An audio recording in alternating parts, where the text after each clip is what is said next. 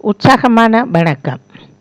Sunrise செய்திக்காக இணையவள செய்தி தொகுப்புடன் நெதர்லாந்தில் இருந்து செல்வி நித்யானந்தன்.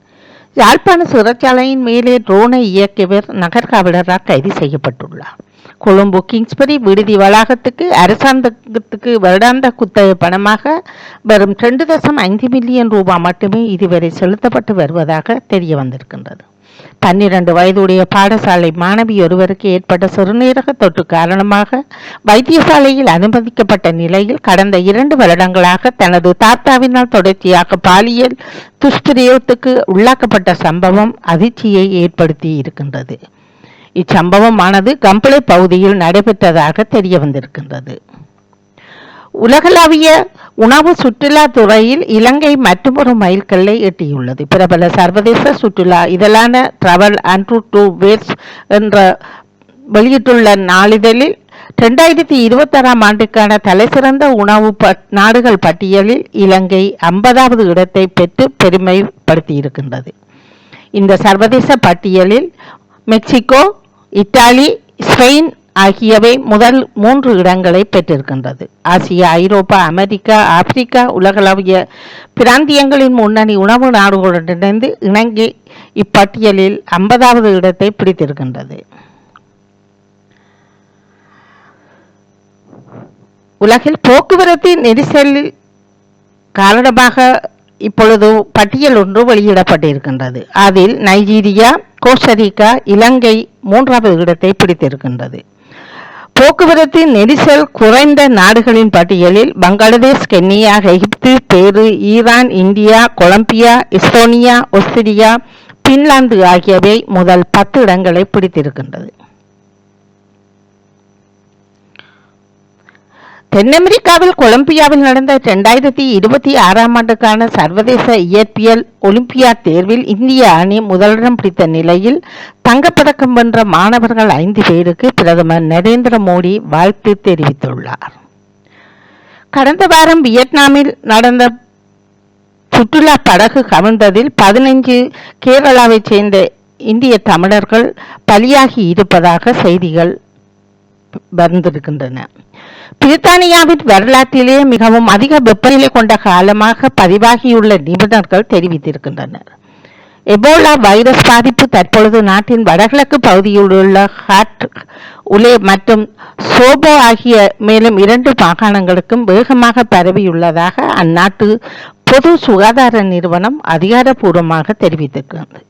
சூடானில் தொடர்ந்து நீடித்து வரும் இராணுவ மோதல்களுக்கு நிதி திரட்டுவதை தடுக்கும் நோக்கில் அந்நாட்டின் தங்க வர்த்தகத்தை இலக்கைத்து புதிய பொருளாதார தடைகளை விதிப்பதாக ஐரோப்பிய ஒன்றியம் அதிகாரப்பூர்வமாக அறிவித்திருக்கின்றது. ஜெர்மன் தலைநகர் பெர்லினில் 45,000 வீடுகள் இருளில் மூழ்கிய விடயம் மக்களை கொந்தளிக்க செய்த நிலையில் அதனால் மேயர் ஒருவர் தன் பதவியை இழக்க நேரிட்டிருக்கின்றது. கட்டாரின் முன்னாள் மன்னர் மறைவுக்கு இந்தியாவின் தேசிய அளவில் ஒரு நாள் துக்கம் அனுஷ்டிக்கப்படுகின்றது. கட்டாரின் தந்தை என அழைக்கப்படும் முன்னாள் மன்னர் ஷேக் ஹமத் பின் கலிபா அல்தானி 74 வயதில் காலமானார்.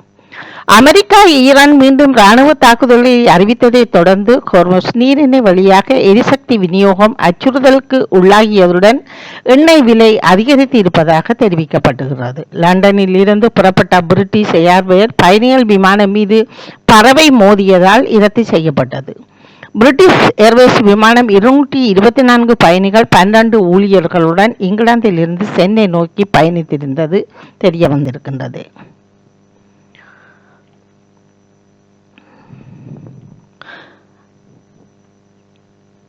பிரித்தானிய நாடாளுமன்றத்தில் முன்வைக்கப்பட்ட சர்ச்சைக்குரிய புலம்பெயர்தல் மற்றும் புகலிட மசோதாவுக்கு பிரதமராக பொறுப்பேற்க இருக்கும் ஆண்டி பர்னாம் தனது ஆதரவை தெரிவித்துள்ளார்.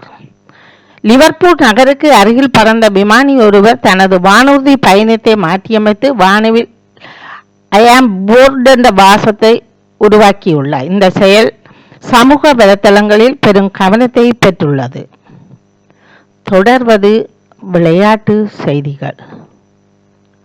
நோர்வேயின் உலகக்கிண்ண கால்பந்து வரலாற்றில் முதன்முறையாக காலிறுதி வரை முன்னேறி புதிய சாதனை படைத்த நோர்வே தேசிய கால்பந்து அணி வீரர்களை வரவேற்பதற்காக பல்லாயிரக்கணக்கான ரசிகர்கள் திரண்டிருக்கின்றனர். தலைநகர் ஒஸ்லோவில் 90,000 ரசிகர்கள் ஒன்று கூடி பிரம்மாண்டமான உற்சாக வரவேற்பை அளித்ததாக அந்நாட்டு ஊடகங்கள் செய்திகள் வெளியிட்டிருக்கின்றன.